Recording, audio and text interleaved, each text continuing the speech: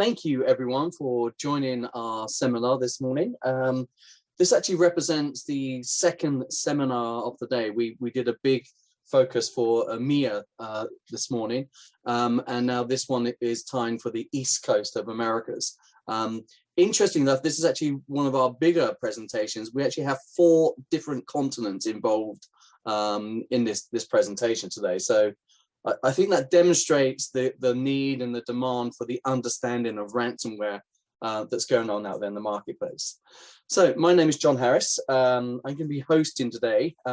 So this seminar is focusing on how to manage the scenario of ransomware in the media and entertainment world. And this seminar is actually a demonstration of a sequence of seminars that we are going to be bringing out in the future that's going to be talking about data migration, archive, cloud management, and understanding those tools and how we can apply more intelligence to those tools using the Marquis tools for specifically the Avid and the Adobe environment. This seminar, we are going to be supported by Paul Glasgow, who's our managing director, who's going to go through a simulated case study of a fictional post house. And we have Simon, where we're going to do a live simulation demo where we actually are going to simulate a ransomware attack, losing our media, and show you how you can recover that in a very fast and efficient way to that process. You'll notice, everybody, you are all on mute. We are recording this, so you will have the ability to see this session post the live element. But the key is we have a Q&A tab at the bottom of the screen. We will be monitoring that Q&A throughout the presentation. We will attempt to answer those during those things, or we may mark those for answers at the end of the session. So we will regroup those as well. There's also a poll that will be happening in the middle of the presentation. It would be very interesting feedback if you could enter that poll, and I'll also tell you about other results that we received earlier on. So I think the key now is to move forward and get on with the presentation. So first of all, I'd like to hand you over to Paul Glasgow, who will take you from there. Thank you, Paul. Yeah, thanks, John. We're going to get straight into it right now. So the scenario is a ransomware attack on a facility of some kind, and the rise of ransomware attack, the scope, the scale, the impact of them is getting more and more serious as we progress. The media and entertainment industry seems to be of particular interest to hackers. And what we tend to see is the major attacks on, for example, major broadcasters become public knowledge because they had an effect on the screen, on the effect on social media, an effect on things that weren't getting published because the back-end systems had broken. What doesn't get so much visibility is the attacks that are on smaller post houses, mid-sized post houses, production companies, which are still happening and have just as bad consequences. And so we're going to talk about how to protect or help recover a Nexus system that has suffered a ransomware attack. That's not to say that Nexus is any more likely or less likely to get encrypted. It's just actually the content on the Nexus, the work in progress, is actually the most valuable in the business, because that's the next paycheck, that's the next deliverable that you have as a business that has become encrypted. So to give you an example of some bad recent or some bad ransomware attacks, one last year encrypted 7 Nexus systems and the backup, and the total was something 1.4 petabytes of data. And you can imagine the devastation on all of those companies can be really bad. There was another really bad one in Southern Europe last week, which encrypted all the databases. So it's effectively taken out their multi-petabyte archive because although it's on tape, the control systems have all been blown away, the databases for the control system. So no one knows where anything is anymore. So it's a pretty difficult issue. One common theme is also the destruction of the backup systems. So if you think about backup systems, conventional IT backup systems, they really were designed to cover for a failed hard drive, failed power supply, failed NIC, that sort of thing. They were never really intended to defend about being encrypted. So very often the backup systems get lost as well. The cost of the outage can be huge. It's a threat to the business. People go bankrupt because of it. And we now know of organizations who had to pay ransoms, and that, it's a dreadful situation to be in, and very difficult to manage. So what we're going to show here is build a scenario, and what I'd like you to do is imagine that you're in this situation. It's your facility, it's your production company, and what sort of form, how you can get out of it. So the question I pose down here is what if this is you? And what we've done here is taken input from lots of people that have had ransomware attacks and characterized it in this presentation. So I'm no longer Paul Glasgow from Marquis. I'm Paul Glasgow from the First Class Post-Production Company. And we're doing great. We're pitching on lots of productions. We're ingesting tons of media. We've got 2 shifts running just to keep up. We've got some big productions which are on tight deliveries. They're already all on track.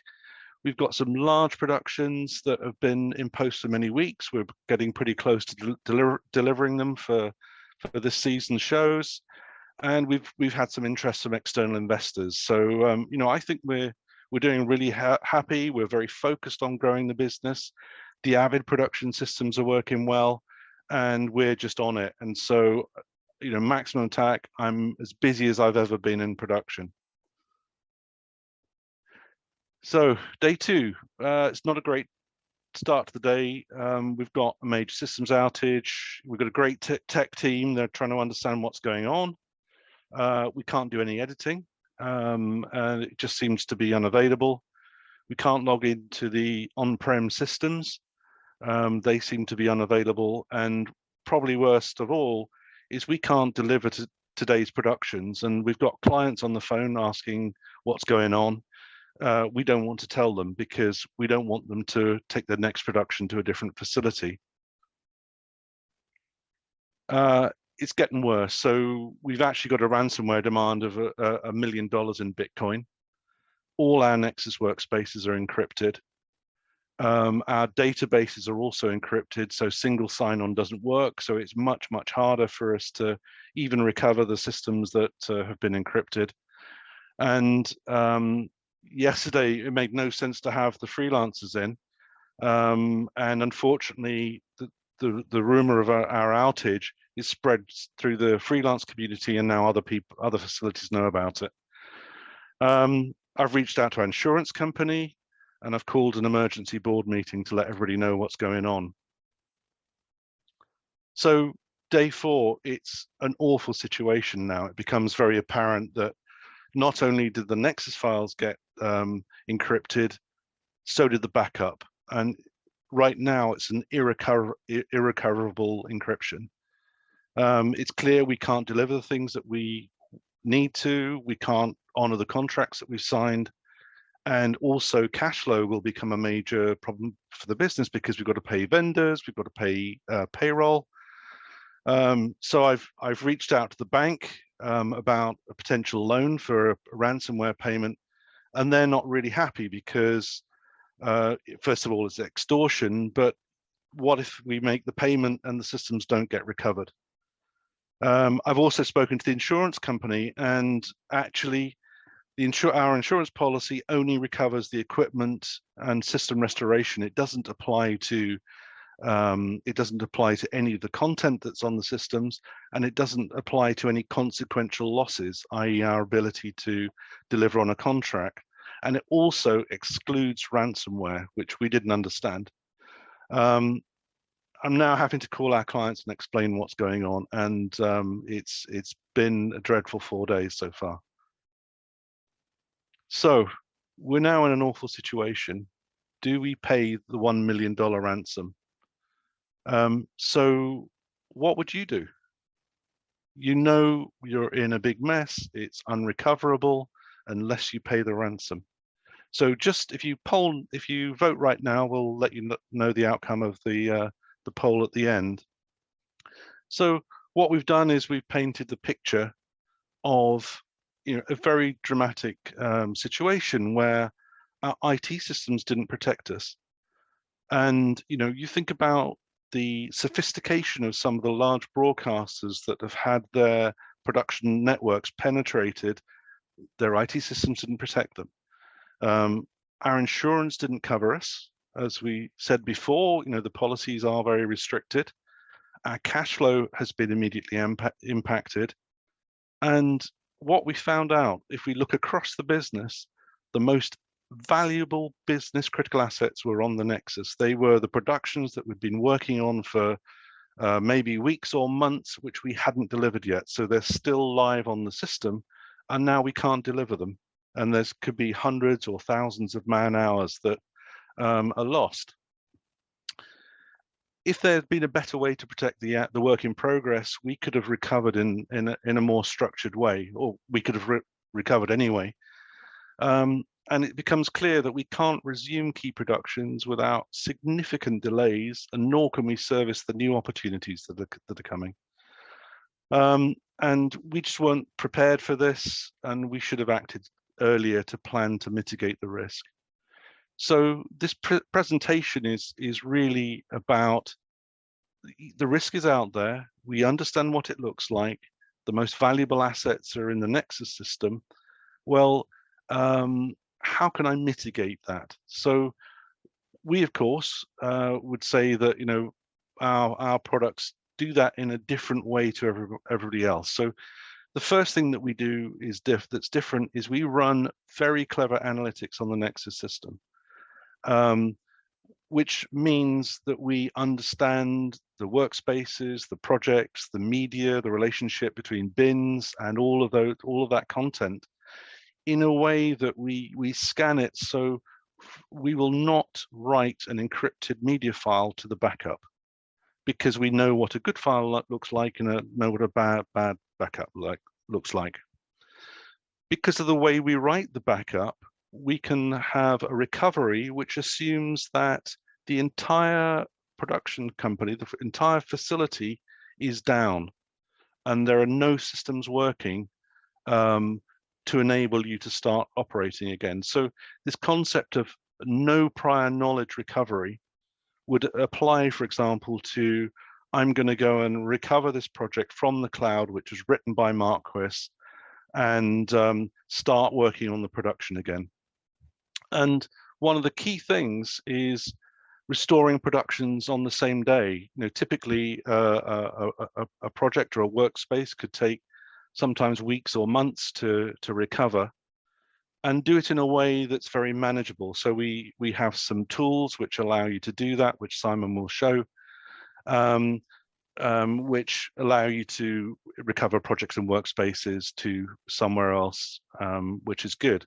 We're not tied into any particular storage technology. So that means you could, for example, blend the storage technology. You might have high performance on-prem storage and also being writing to cloud storage at the same time. But probably the most important thing here is not the technology, it's about protecting the business and protecting against loss and survival. So what we'll do now is we'll hand over to Simon, who will show you workspace backup, and he'll step through how easy it is to configure, what's different about it to other systems, and then show a live demo of a recovery. And with that, Simon, I'll hand over to you. Thank you, Paul. Hello, everyone. So yes, I'll go through our workspace backup application. And first off, I'll just look at how it will work and how it compares with standard IT solutions. So with a conventional DR solution, the backup is not going to be doing any analysis of the source Nexus, not understanding how the Avid media and projects work together. It will blindly back up the data and potentially even back up some encrypted files if they've been encrypted by the ransomware. So there's a great risk of ruining a perfectly good backup.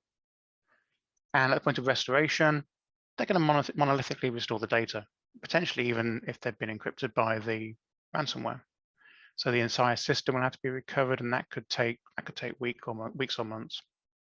There'll be no way to access the backup at a lower level, so no chance to go in as a project or bin level when you look to do the restore, and no real flexibility in the restoration type or the location of where you're going to bring things back to.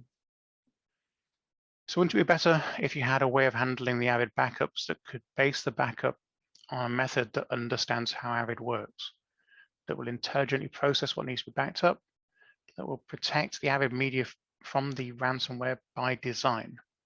So the one that will not re-back up potentially corrupted media files and potentially break a perfectly good backup. And that can intelligently manage the contents of the backup, and that offers fast and flexible restoration options. And Workspace Backup from Marquis is the only backup solution that's specifically designed to work with Avid systems. So in doing that, the first thing we'll always do is analyze the source nexus and the workspaces. And in doing this, we'll understand the relationship between the Avid media files and the Avid project files that are using them. We'll back up all of the files from the source workspace, so the backup will take everything from the source workspace. And when it comes to the Avid media files, we'll make sure that we only ever copy the original media file into the backup. If that file changes as a result of the ransomware, it will not be put in the backup. So you'll never see encrypted media copied into your backup. And this also includes a version control backup of the project files. Will be taken and timestamped for the time that we do the backups. In the backup itself, you have a choice of destinations and devices you can go to. If you're looking to go to S3-based object storage, then we now also support the object locking functionality, so you have an extra level of protection. And we can always set the retention periods per asset as we're doing that. And then we'll have a separate tidy operation that will go through the backup and compare it to the original media, and we'll delete files from the backup that have been deleted from the source. And we'll apply a retention period to that. So as files have gone for longer than the retention period, we will then delete them from the backup and prevent the backup from growing forever. And we give you the flexible job configuration and policy management. So you can do this at individual levels and individual controls to get the right blend of security and protection for your system. From the backup itself, we'll then give you two primary methods of restoring content. We have the two independent recovery tools. We have the Workspace Restore, which restores at a workspace level. It will restore the entire workspace, and it can bring it back to the original workspace, or we map it to a different workspace or a new workspace, depending on what the requirement is for after the point of restore. And it's an intelligent restore. If you're bringing it back to a destination that's empty, obviously we'll bring back the whole workspace. If you're looking to bring it back to a workspace that still has content in it, then we'll just see what's gone and we'll bring back the missing files from the backup only. And we have the project restore capability, where we can restore a chosen version of a project or even just a selection of bins from within the project. And we can bring that back to any location. So we can come back to the original system, or we can come back to a completely different system. And those are the two parts that I'll be showing you within the demo. Now, both of these tools can be used at the same time. So you'll be able to rebuild your workspaces while also doing a project level restore to get you up and running immediately. So you have that flexible control of how you're going to handle the recovery. Now, the first part of my demo will be to go through and show you how we configure the system and show you how simple it is to protect your system. Then we'll go through two recovery processes. The first one is a direct recovery to a media composer that's within an interplay and Nexus-based system. And in this, we'll recover lost files from the backup. So we'll actually remove files from underneath the media composer and bring them back from the backup using the Project Restore application. Then I'll also show you the direct recovery to a media composer and to a standalone media composer. This will bring the project back from the backup and bring it back to a completely new system using local storage. First part is just the configuration of the application. And the first thing we'll do is just tell ourselves where the backup is going to be created. In this case, we're going to an S3 object storage. And my details for configuration standard S3 connections. And we include the bucket that we're going to be putting the content into. We can configure multiple destinations and give you a choice for different workflows. In this case, we'll just have the one. Then I'll configure my project locations. This is where the project files are located within your system. This is the Media Composer projects. This is what we'll use to go and cross-check during the backup job to see whether media files are used in a project. And if they are, we'll back up the project files as well. And every time we do this, we'll take a new snapshot of the projects and give you that version controlled project-based backup. Then when we come to actually build up the job, that's just a question of adding in a new workspace job, and we'll choose which workspaces we're going to be working on. And we'll be showing you all of the workspaces that are attached to the machine and the server that the system is running on, and you can choose to include one or more workspaces. In this case, we'll actually just do one workspace, and we'll put that into the job. And we'll choose the destination that we're going to go to.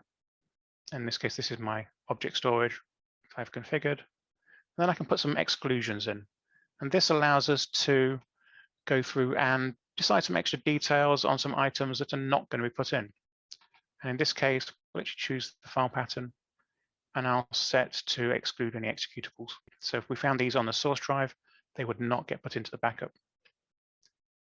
Then we'll set the timing that we're going to be running on. In this case, let's go for every day, and we'll go in the evenings. So I'll select 10 o'clock at night, and we'll have that run and have that saved for that. So this means we'll be backing up that project, that workspace rather, at 10 o'clock every night. We can always do a run now and set it to go immediately to get things started. So now my workspace is protected. We're doing backups. And then in future, we can do a tidy job on that backup. We choose the backup destination, and I'll apply a retention period to that. So this is where we'll detail how long to keep files in the backup after they've been deleted from the source system. If we're using the object locking capability of S3, then this setting here will also be applied to update the object locks on the assets as we're going through into the S3 system. That will be set to go as often as we want. In this case, we'll go through and run it once a week. I'll set this to go in the morning.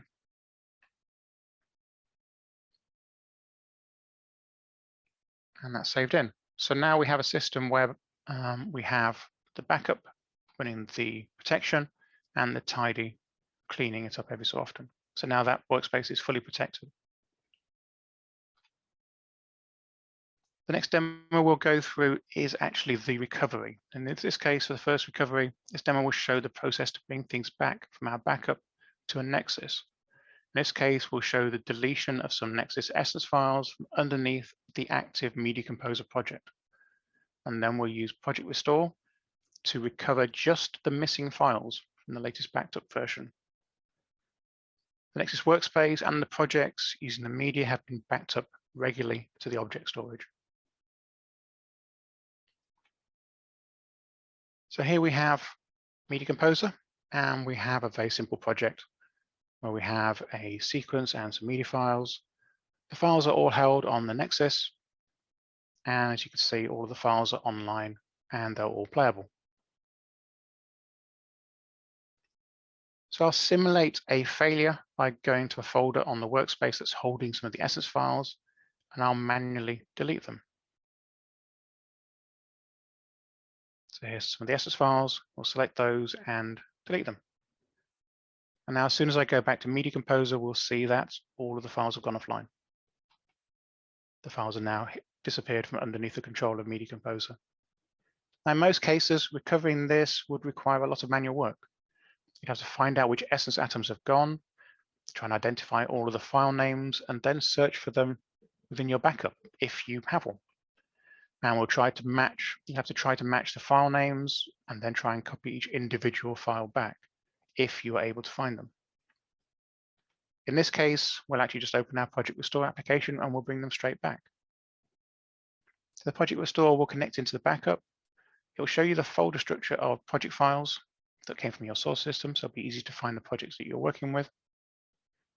And once you select your project, you'll be able to choose the version that was taken and choose details within the restore. So we can pick the correct version, we can go to the latest version or potentially go to a slightly earlier one, whichever one is most appropriate. and you can choose how much to bring back. Choose to bring back the entire project or individual bins from the project. And then we just detail where to bring the project and the media back. In this case, everything's coming back to the same location. So we'll bring the projects to the same project location, and the media will come back to the same workspace. In this case, we're just looking to see what's missing from the workspace so we can put it back again. As soon as I set the job going, we'll start recovering from that backup. In this case, we are just bringing back the files that are missing. Now, as soon as that's completed, I'll be able to go back to my Media Composer, and we will see that all of the files are back online. So this shows how simple and quick it is to recover when you're able to do so at a project level, and you can do it without even having to restart your Media Composer or even close and restore the project. The next workflow I'll demo will be to do a direct recovery to a Media Composer. So in this demo, we use the same tools to restore an entire project to a completely different system. It'll show how simple it is to get a project and its media back online, even if the original system is not available. In this case, we're restoring from the same S3 backup, but now into a standalone Media Composer running on a laptop in a different location. It has the Project Restore application installed, and it's been given access to the S3 bucket, but it has no access to the originating Avid system or the original Nexus. So here we have a standalone Media Composer, and it's a clean system. It's not seen the project or its media before. But we can open the Project Restore application and find the project that we want to work with. This is the same as previously, so we can just find the project. And again, we can choose the version, and we can choose how much to bring back. In this case, I'm going to bring the whole project back.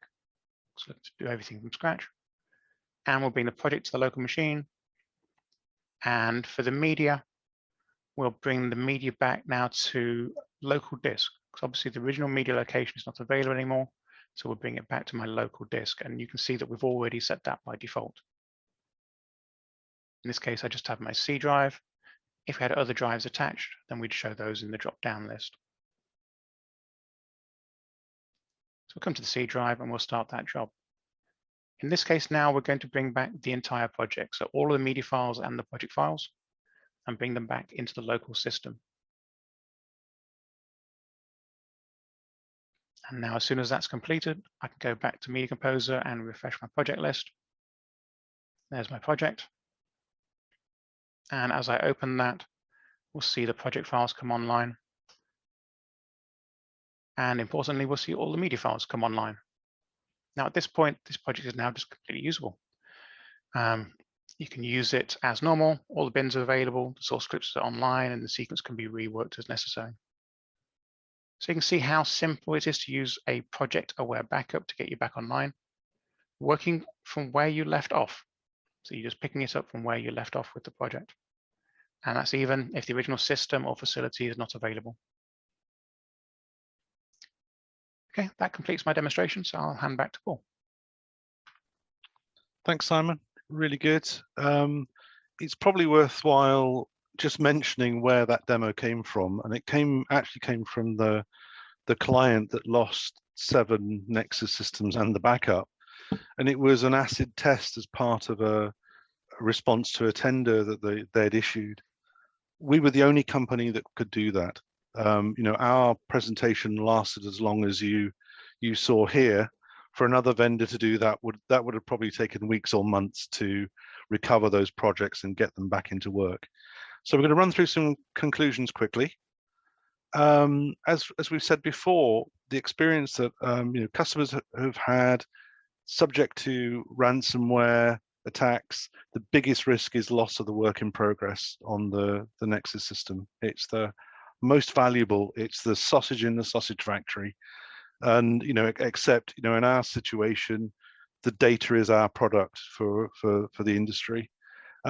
Very difficult to insure against, and it's so fast that you can choose in terms of business priorities which project is most urgent to me. I just need to get that one going because that's got to get out the door on Friday. And I can work on the recovering the other stuff, but that's my priority. And so it becomes a business decision about what you do first. As we said, we use our analytics. No one else has, and we use that in some clever ways. One part is the recovery, but also is stopping encrypted files being written to the backup. Super fast, very granular recoveries. And the thing about Workspace Backup, it's been used for disaster recovery for many years, several years, and for fire, flood, power cuts, all that kind of stuff. And part of that was, well, maybe we erroneously deleted something and we'd like to go back into the backup and recover that from a few days ago. Well, it enables you to do those things, but also it turned out our analytics really differentiate the product in the context of a ransomware attack. So it's pretty cool. As we said, traditional software is unlikely to protect against a ransomware attack. Absolutely can't do the recovery in the way that we do it, and very, very slow recovery times. It's a huge issue for the industry right now, and the DPP leaders briefing in London recently, data security was the #1 client priority above everything else. And that's at board level in major organizations. How do we mitigate the risk? So Workspace Backup is a really cost-effective way that enables you to keep your business going. It offers really good protection and fast recovery in a way that no one else does. It's not just for big enterprises. It scales really nicely from the smallest post house to a huge enterprise. And we speak to too many people that have been subject to a ransomware attack and suffered awful consequences. So we'd like us to help you, so please reach out, and we're happy to do an eval or answer your questions and all that sort of stuff. So with that, I think I'm done. I'm going to pass back to John. Just a couple of some big clients here. Big studios, big broadcasters, games developers, and banks, etc., etc. So the Workspace Backup product is also Avid certified, so it's got their seal of approval. And at this point, I will hand back to John. Thank you, Paul, and thank you, Simon. I felt that was a very positive presentation. So in the middle of that presentation, we put a poll out to show you, to ask you whether you would pay the ransomware at in your business. And interestingly, this morning in the EMEA group, in the presentation we did, 25% of the people would have paid the ransom. In this group today, and as I said, we're looking across 4 continents in this group, we actually reached a level of 56% have said, within our poll today, that you would pay the ransom. And this is one of the really interesting things from us in our research, because we looked across so many different ransomware attacks, and it really surprised us just how many people concluded by paying that ransom. And that ransom was very much targeted to the scale of your organization. And we saw ransomware coming in from as low as potentially $5,000 and going as high as $10 to $20 million. And those ransomwares were paid out. So it's really intriguing to see that. And we found the interpretation of that, because we recognized these companies had strong IT infrastructures, strong archive backups, etc. But their ability to return back to work was so hindered that the cost of that warranted paying the ransomware. So it was very interesting to do that, and interesting to get those statistics from yourselves today. So, as mentioned earlier on, we have a round of questions. We've had quite a few questions coming in. If you want to add any questions, please send them in the Q&A panel at the bottom. But I'd like to take a little bit of time and answer live some of those questions. So one of the things that came up, and probably aim this first of all for you, Simon, if we may, in the presentation, we were presenting a solution with S3 storage. Is this what we're recommending for the solution? We work very well with S3, but we try to be agnostic in terms of what we can what we'll work with in terms of the storage. So the storage destination can be anything from disk through to cloud storage. It just happens that the S3 has a number of features within it that can add extra levels of protection. And with the support for the object locking that's available within S3, it just gives an extra level of protection for your files. So S3 is a very good solution, but we're happy to make use of whichever solution works for the customer. Cool, thank you, Simon. We'll obviously notate all of this and send this out after the presentation as well, so you'll get an update on this. Paul, a quick question probably for you. We've obviously presented Workspace Backup as a solution for protecting you against ransomware. Is Workspace Backup solely focused on ransomware protection? Well, it was the answer is no. It's a very capable disaster recovery solution, and would offer the same level of protection against fire, flood. We've even had situations where clients' air conditioning systems have been infected with black mold, and the client had to leave within minutes, and they carried on the production in another facility. So it's been around a while. It just turns out our analytics make a huge difference in protecting and recovering from a ransomware attack. Cool. Thank you, Paul. Another question. We've presented Workspace Backup working for Avid Nexus systems. Is there a product that we supply that supports for edit share systems with Avid media spaces on them? Simon, maybe a question for you. In that case, the workflows that we're showing are working with the Avid-based files. The fact that it's an edit share system controlling it won't affect that in the slightest. You'll still have the same level of protection for the file and at the project level that you would, regardless whether it was an Avid control or edit share control. Cool, thank you, Simon.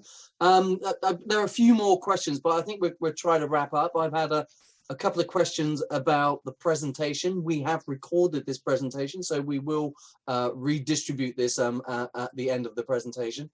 I've actually got one other live question that's just come in, so I'm going to answer this live now. We have a question: is granular restoration available for other software architectures than Avid? For example, SQL databases, in the case of DaVinci project files, or simple file-based structures for any other softwares? Simon clearly targeted you for that question. Any thoughts on that? Not within the products as shown at the moment. It is giving you that information based on the understanding of the Avid-based projects. Cool, thank you. Yeah, as we mentioned earlier, this was very much target the Avid media and projects, but an interesting question to raise, but thank you for that. Okay, I feel that we've reached a good point to sign off. I'd like to thank you everyone for attending. As I say, you will get an email with a link to the recording. But apart from that, thanks very much for attending, and we look forward to seeing you in more presentations in the future. Thank you.